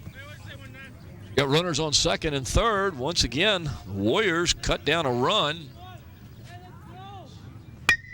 Whoa! That ball's hit hard, but it's foul. That was out of play down to first baseline. 1-1 is the count. 2 down with runners on second and third. This is Kyle Shoemate. He can definitely help his calls here, and while that takes care of that, they're going to put him on. I guess Kyle scared him when he shot that one down the line. No, we're not going to let him do this. Well, that's going to load the bases up, and that's going to bring up the number 4 batter. This is Joe Carnes. He had he walked in the second inning, struck out in the 4th. So he is 0 for 1 officially, and there goes a pinch runner in for. Emergency runner for Shoemake. Phoebus finding themselves in a similar position that they were in earlier in the game. The bases are loaded, and they've got 2 outs. I didn't see the number on them. But number 12, I believe. That would be Motley. Hey, Motley, I'm sorry. That one's in the dirt. Nice play by Suedo to keep the ball from getting by him and allowing a run to come in. 1-0 is the count. Nate Motley's a 9th grader. Look here. I found where the classes are now. Find out the young catcher. 10th grader.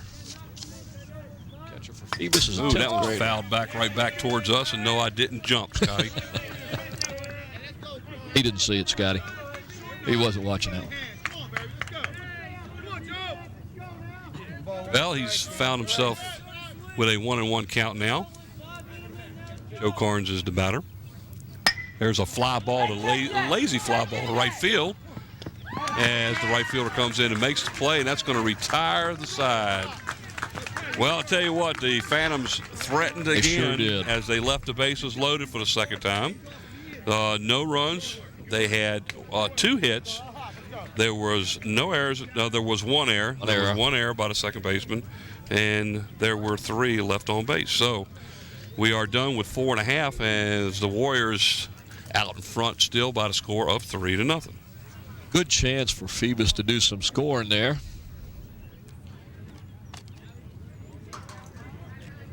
Okay, we're going to do a tape change real quick. If we miss anything, we'll catch you up as soon as we come back, and we'll be back here in a couple secs.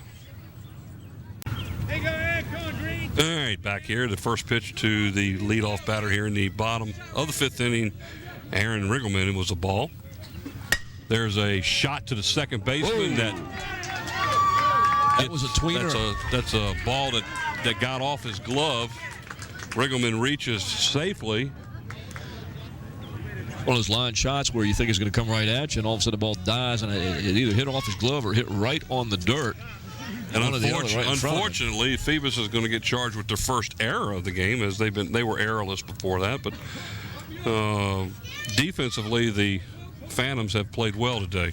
They have. They really have. I'm impressed by this Snyder coach team. A young team doing real well. Snyder goes to the mound now to talk with Shoemate. He's got the rest of the infield up there with him talking. trying to let him know what he wants them to do now in this situation with Riggleman down at first base.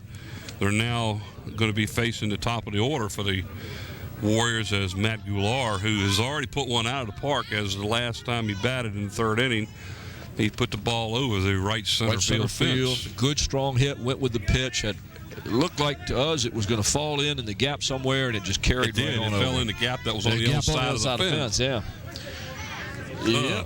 Matt Goulart now batting 1 for 2 with an RBI and a home run out of the deal. Time. Good job. I'm out on the field. Donnie, 23. Let's play. Good camera work today from our camera people. Nathaniel Braxton, Suzanne Higgs, and Susan Bowers doing a great job getting us all the shots so we can tell you what's going on. Not that we can't see from where we are, but Daniel Braxton's standing right here next to me. He doesn't want to say nothing, though. He never says anything. He never. I go by the office. I work there at the school where they are, and I go by, and he just smiles and waves. Want to know now is the count. There's a looper to the second baseman. Can he get to? Oh, he's got a double there. And what a great catch by the second baseman for Phoebus.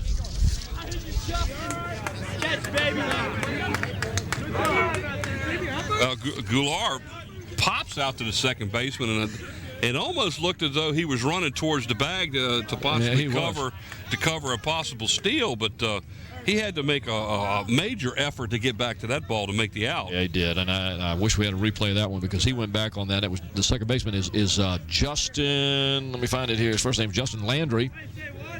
Made a good play, and I think that Riggleman thought it was going to fall in, and he started to take off, and he was lucky he didn't get doubled up.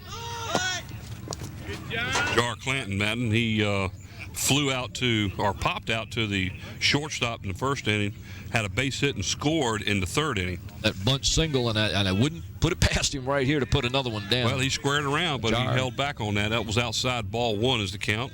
When Jar bunts, he bunts for a hit. He's not bunting to sacrifice. Yeah. Well, in this particular case, I think I'd be bunting down towards third base there, not first. Let's see where the third baseman is coming in. See what kind of movement we've got here, what kind of rotation they're going with. 1 ball, no strikes to count. Down at first base, Aaron Riggleman almost got doubled up, but third baseman's coming in for the bunt. Baseman's holding, and he comes off the bag. And Clanton did not square around on that one. He took that one all the way. 1-1 is the count. Let's see what he does now. Make sure the first one. Good. Riggleman, not much of a lead down there on first. There's a shot ground through the ball hole. in the hole. Riggleman to get the second baseman on that. Left fielder Joe Carnes picks it up and gets it back in. Clanton safely makes it to first base with a base hit through the hole as the shortstop was cheating a little bit towards the bag and left the hole open. As Van Dyke is sitting there with his arms up in the air, says, "That was your play." Here's the replay on that. Jair gets around on the ball. We're going to have a perfect play of it, and there it is. Two-hopper right through. Safely at second base, number 3, Riggleman. So that's runners at first and second, 1 down. This is going to bring up the pitcher, Ed Van Es. This is the man you want in this position. Normally in this case, you don't want to let him hit the ball. That's there why right there. That's a drive. Can a right fielder catch up with it? Yes, nice he can. play in right field. Victor Mason on his horse after that one and makes a great catch. I hope we've got that one on a replay. That was a wonderful play by Victor Mason, the right fielder. That's called a game saver there. That was really on is. the run, made a catch over his shoulder to rob Eddie Van Es of at least a double and at least 1 RBI. Yes, sir. Mason, a junior. Instead, it's 2 outs, and that's going to bring up Ryan Suedo, the catcher. Suedo struck out in the first inning and hit into a fielder's choice in the third inning, so he's 0 for 2 on the night. Again, the Warriors with 2 down now have runners still at first and second. That is tagged that ball. That's Riggleman at second and Clanton at first. Yes, he did. play. And it was almost as though, just as I said, this is a guy you got to be careful of. Whack, off it went. Great play by the right fielder, though. See, it was. And here is There's a another shot drive. to left center field. Looks like he's got it timed, and he's right there to make the catch. Nice play by the left fielder as Schwedo flies out to the left fielder to end the inning. So the Warriors come up empty, no runs. There was one base hit and 2 left, 1 error. So after 5 complete, the Phoebus Phantoms trail the Kecoughtan Warriors by a score of 3-0. There's the last fly out. You see the runners around the bag, and the left fielder, Joe Carnes, makes the play, comes on in. The Warriors threatened, but like I said, they just couldn't get anybody in. You know, they had left 2 on that end. They had 1 out, or 1 hit, I'm sorry. There was 1 error. Ladies and gentlemen, our engineer this afternoon, Don Charus. In graphics, it's Andy Foley, Andy Foley. The camera control is the wonderful Miss Sarah Myers. And our slow-mo man, Andre Mattingly. No relation to Don, at least anyone get worried. But Don, Andy, Sarah, and Andre, they're the ones you don't see. Unless a foul ball goes in the door of the truck back there and you see Andy jumping out. Well, we're going into the top of the 6th inning now. Here shortly, we're going to have to pick a player of the game from each team. Kind of up in the air right now. Yeah, well. Eddie Van Ness has pitched a great game so far for the Warriors. Shoemate has pitched a pretty decent game for Phoebus, too. Leading off the top of the 6th inning for the Phantoms, number 19, the third baseman, Donald Grogan. He will be followed by Preston Whaley and the DH, Larry Atkins. Great game here at Kecoughtan High School. A game we thought we may or may not play. John Green, the coach for the Warriors, working real hard. I'd like to thank him for getting everything ready so we can play here today. Leonard Thomas, the AD at Kecoughtan.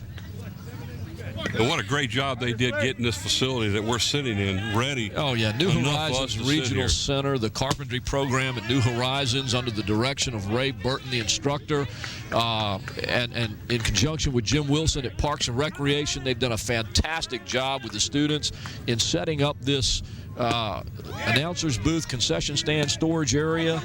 Some of the students were Michael Lamb, Patrick Martin, and Andrew Dowd. They're all working on this. Hey, they're doing a real good job. I like the way I was here a week and a half ago, and all they had was a concrete slab. Now they got the walls up, and all they got to do now, put the roof up, and they'll be all set. Sure will. Swing and a miss on the third strike. Chase him all the way down. Suedo says, I'm not going to be able to catch you. I'll just throw it.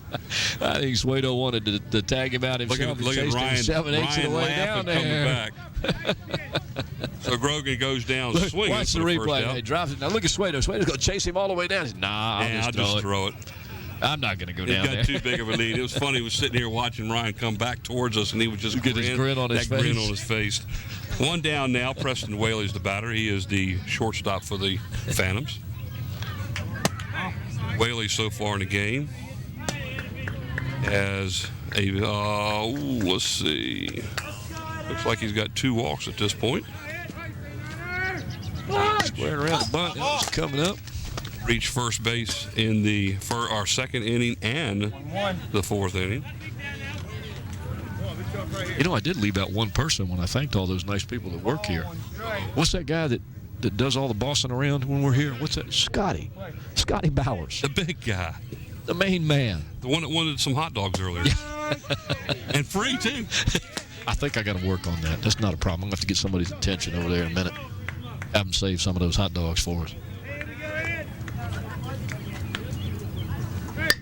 Foul ball here, right in front of us. Nice catch by Mr. Schwedo. Folks, if you've never met any of the people that work for WHCS, I'll tell you what, you're missing out on some of the nicest people I've ever met. And I'm very lucky to work at Jones Middle School where the WHCS offices are set up. And they are just the nicest, most accommodating people you'd ever want to see. Ground ball to the shortstop. Nice play. Does he make the hustle? Out? Whoa!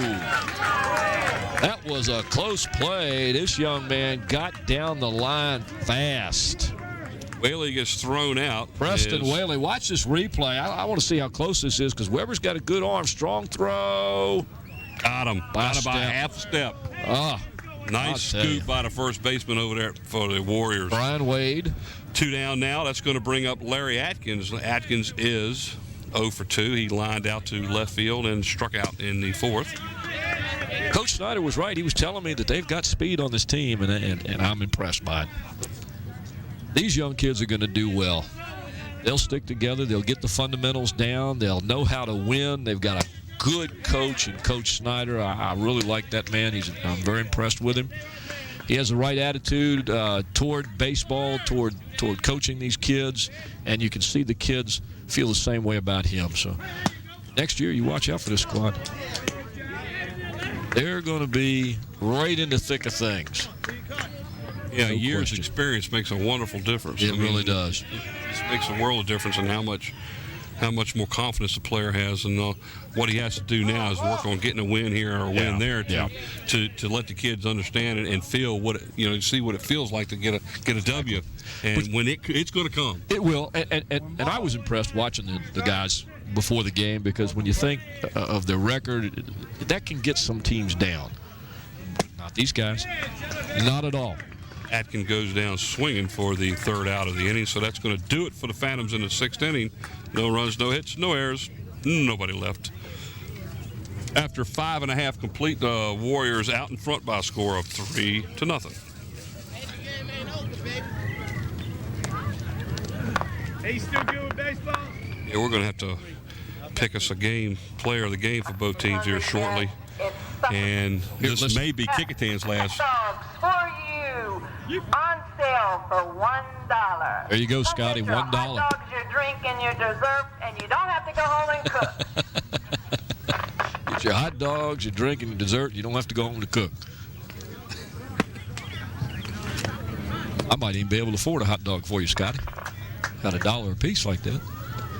Do they take charge cards over there? Oh, man. In the bottom of the 6th inning, the Warriors will be sending up number 11, the first baseman, Brian Wade. He will be followed by Ronnie Weber, and he will be followed by Brian Claude. And Scotty's talking about half price already. Let's see. Isn't $1 half price? I don't know. That's a good price to me. Warriors been getting the job done today. They've had the timely hits. They've had really good pitching. Coach Green said before the game that one of the keys was to not let the other team jump up and get out front real quick, and they couldn't relax at all. They were going to have to stay on top here, get the lead, hold the lead. They've done that so far. Phoebus has challenged several times, and give these young guys credit. They have come close to making this game a little different than it is right now, and I wouldn't count them out even at this point. Well, they've left the bases loaded a couple times, so they have the ability to do it. Brett is there. As soon as one comes through.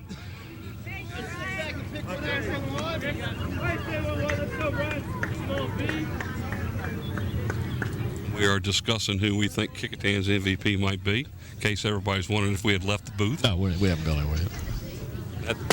That's about as good a selection right there as we're going to have, I think. Yep. And next inning, when Phoebus comes up, we'll have to flip a coin there too. Guys have been pretty impressive as far as I can see. Nothing stands out other than that really at this point. There's a ball that hits the ground and goes outside.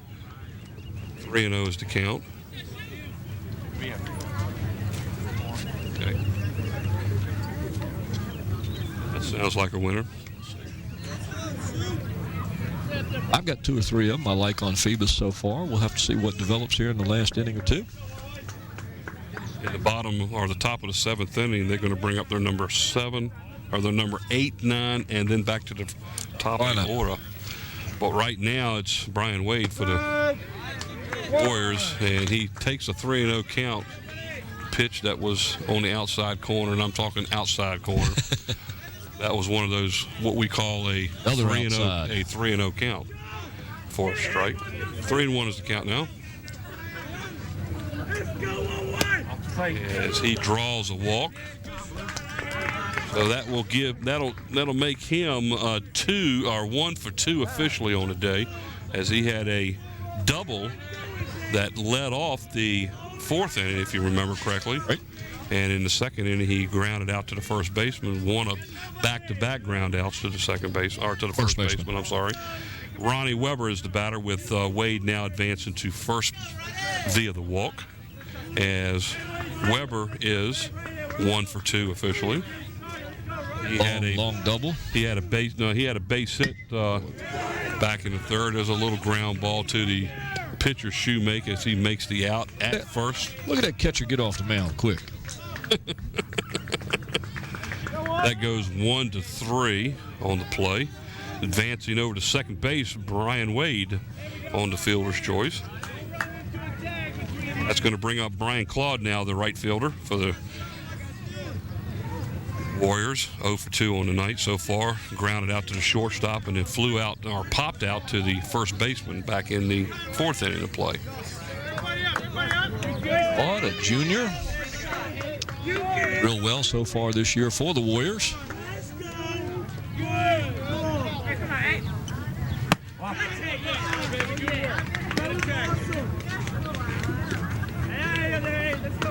Wind starting to die down a little bit. You can see the flag hanging straight down. Shh, don't say not too loud. Though it's getting a little bit cooler with the sun starting to go down. That wind starts to pick up again. It's going to get nippy again.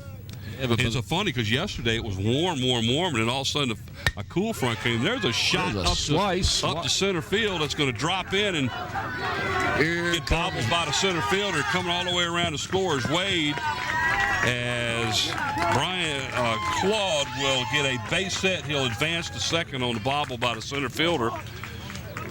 Claude just kind of sliced that one into center field. Here's the replay on it. You can see him. He'll go down and get that pitch and slice it.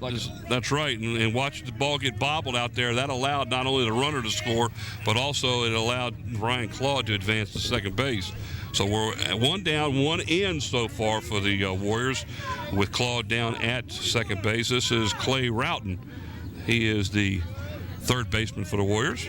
Now once again, you can see how the Warriors are spreading out their attack. As Coach Green said, this is a team effort. Everybody right across the board contributes, and there's a good example of a young man contributing down toward the bottom of the lineup. This young man here you were talking about earlier, how high his batting average was as a number 9 hitter in the lineup. Has he gotten a hit today? No, not yet. There's a ground out to the pitcher. They're going to double him up here. Yep, sure are. Nice play by Shoemake, as that goes as a fielder's choice, 1-2-6. Second out of the inning as Claude doubling up. That was a bouncer. I thought that was a line shot to the pitcher from where I was. Pole was in my way. Claude tried to go to third on that one. He should have hung around. And he paid the price. He gets caught. So Roughton goes to first base, and out at second base being tagged is Brian Claude. That's going to bring up the number 9 hitter, Aaron Ringelman. Ringelman grounded out to the shortstop back in the third inning and reached safely by an arrow on the second baseman last inning in the fifth. We are in the bottom of the sixth inning of play. Right now, the Warriors out in front 4-0 over the Phoebus Phantoms.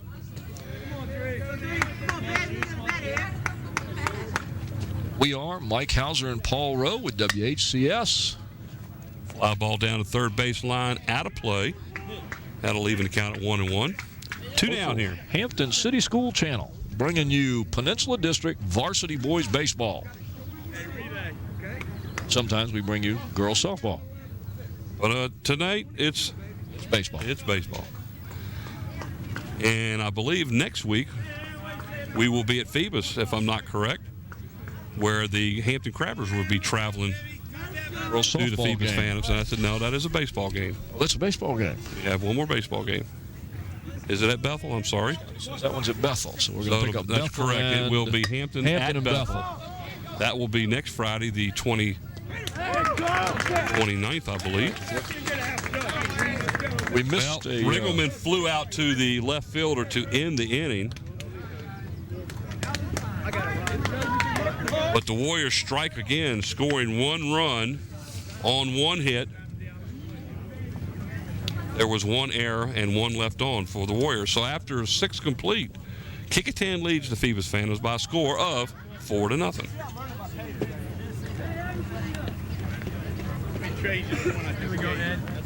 We will be heading into the top of the 7th inning now. This is where we're going to have to start thinking about those players of the games for both teams. I think we can go ahead and pick Kecoughtan's now because I don't believe they're going to be coming back up to bat. So. And I think a unanimous choice by the two of us is player of the game for the Kecoughtan Warriors is going to be their pitcher, number 1, Ed Van Ness. The other person that we were really considering was Matt Goulart after he had that shot to right center field that scored the first run of the game for him. But Van Ness has pitched a great game as he has only given up. Let's see how many hits he's given up. We've done pretty good today. Four hits. Yeah. And he's had a 4-hit night so far. Don't want to jinx him, but right now he still has the shutout, so you have to kind of look at his performance today on the mound as a big key to this Warrior lead. I don't want to say victory yet because the game's not over. Right now, it's a big reason that the Warriors are ahead. Van Ness has pitched a great game, kept the batters off balance, kept them off the base. Yeah, one of the things that would be troubling for most any baseball team is leaving runners on base. And so far, the Phantoms have left 6 on. They left the bases loaded back in the 5th. They left 2 on in the 4th. So 2 consecutive innings, they threatened, and one of them they had bases loaded with no outs. So opportunity lost. But wait till next year. This is Justin Landry. He is the second baseman who made a great play out there an inning or 2 ago. Almost doubled up the runner at first. That ball looked like it was going to drop in that Landry took. We both think that was just a fabulous play. Went back on it, lunged, and got it over his head. That looked like a pretty pitch. A little outside. 1-1 or 1 ball and 2 strikes is the call. I think we want to go ahead. Is this you agree with that one at this point?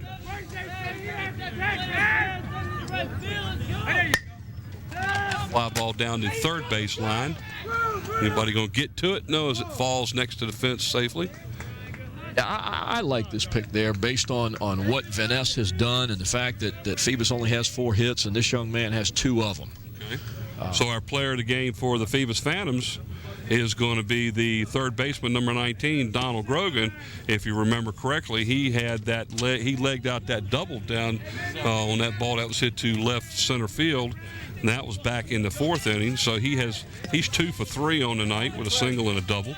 He's a 9th grader. So we have a 9th grader, Donald Grogan, number 5, or number 19. He is the third baseman for the Phantoms as the player of the game for the Phantoms. And the player of the game for the Kecoughtan Warriors is also number 19, but he is the pitcher for the Warriors, Eddie Van Ness.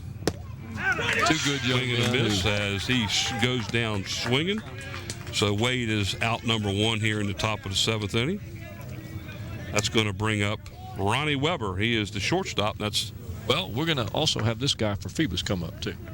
Flip the book. Might be a good idea. We're still looking over here. Yeah, This one, folks. wasn't it? We're going to have... I'm sorry, that was Landry that struck out.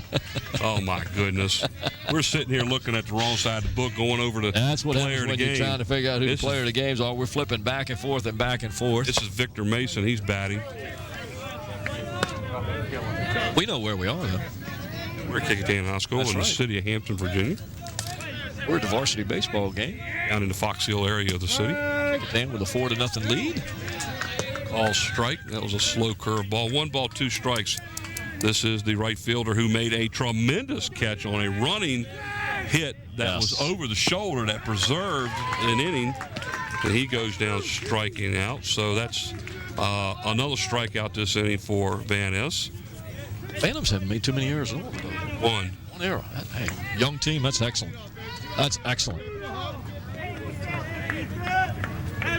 Believe it or not, Van Ness now has 11 strikeouts as he's really come on strong here in the later innings here. This is the leadoff batter, number 1. He is the center fielder, Aaron Hawkins. He struck out twice. He's got 2 of those strikeouts out of the 11, and he had a base hit back in the 5th. So he's 1 for 3. This is a slow grounder to the shortstop. He's going to have to make a great play to get him, and he got him. Brian Wade with a nice stretch down there at first base, and I tell you what, the runner was off and going. Well, here's the replay on this. Watch the speed of this young man as he gets out of the batter's box. Weber gets the ball, makes a good strong throw. Look at this stretch by Ryan Wade for the final out of the game. All right, so we are done here at Kecoughtan High School. What a game. Where the Kecoughtan Warriors are victorious over the Phoebus Phantoms by a score of 4-0. Again, our players of the games for the Phoebus Phantoms, number 19, their third baseman, Donald Grogan, who ended up 2 for 3 on the day. And for the Kecoughtan Warriors, number 19, their senior, Ed Van Ness, who had 11 strikeouts tonight. So that's it here at Kecoughtan High School. So for Paul Rowe, Mike Hauser, along with the rest of our Channel 46 crew, The great crew. we are done. Nick Braxton, Have a great Susie one. Higgs, Susan Bowers, Don Shoros, Andrew Mattingly, Sarah Myers, and Andrew Foley. We'll see you next And there's week. Scotty.